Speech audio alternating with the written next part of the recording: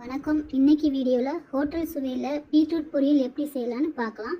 கடாயில் oil 1 spoon ஊற்றிக்கலாம். Oil காஞ்சதும் 1/2 ஸ்பூன் கடுகு பொரிஞ்சதுக்கப்புறமா 1/2 ஸ்பூன் ஜீரகம், 1 ஸ்பூன் கடலைப்பருப்பு சேர்த்துட்டு நல்லா வறுத்துக்கிடலாம்.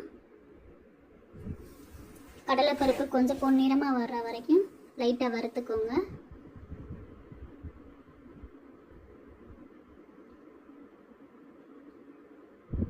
இதோட 5 பல் பூண்டு தட்டி வச்சுருக்கிறேன், அதையும் சேர்த்துட்டு பூண்டோட வாசனை வர்ற வரைக்கும் வறுத்து விட்டுக்கிடலாம். பூண்டு தட்டி போடும்போது வாசனை சூப்பராக இருக்கும், அதோட சேர்த்து நல்லா வதக்கிக்கிடலாம். இப்போது ஒரு பெரிய சைஸ் வெங்காயம் கட் பண்ணி வச்சுருக்கிறேன், அதையும் உள்ளே சேர்த்துட்டு நல்லா வதக்கிக்கிடலாம். வெங்காயம் கண்ணாடி பதம் வந்தால் போதும், அந்த அளவுக்கு வதக்கி விட்டால் போதும்.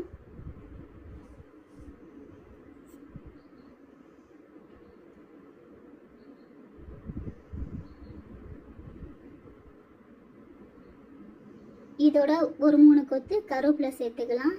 சேர்த்துட்டு இதையும் வதக்கி விட்டுக்கிடலாம்.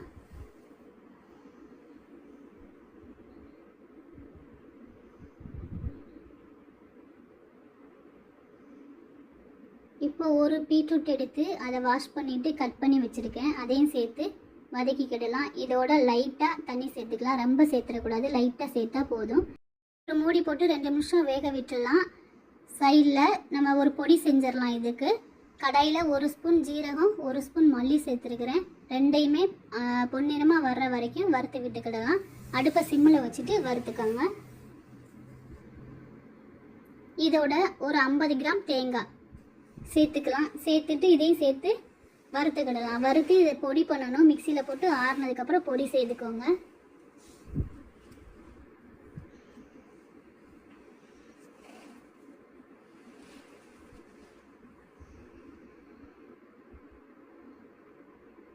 அவ்வளோதான், பீட்ரூட் வெந்துருச்சு. இந்த ஸ்டேஜில் ஒரு 1/2 ஸ்பூன் மிளகாத்தூள், தேவையான அளவு உப்பு, நம்ம ஏற்கனவே செஞ்சு வச்சுருக்கோம்ல பொடி, அதையும் சேர்த்து போட்டுட்டு மிக்ஸ் பண்ணி விட்டுக்கலாம். இதோட பச்சை வாசனை போகிற அளவுக்கு ஒரு 2 நிமிஷம் மிக்ஸ் பண்ணாலே போதும். பீட்ரூட் ஏற்கனவே நல்லா வெந்துருச்சு, 2 நிமிஷம் கிளறி கொடுத்தாலே போதும். இப்போது பீட்ரூட் பொரியல் ரெடி ஆயிடுச்சு. இதே மாதிரி இதே அளவுகளோட செய்து சாப்பிட்டு பார்த்து எப்படி இருக்குன்றதை சொல்லுங்கள். நன்றி.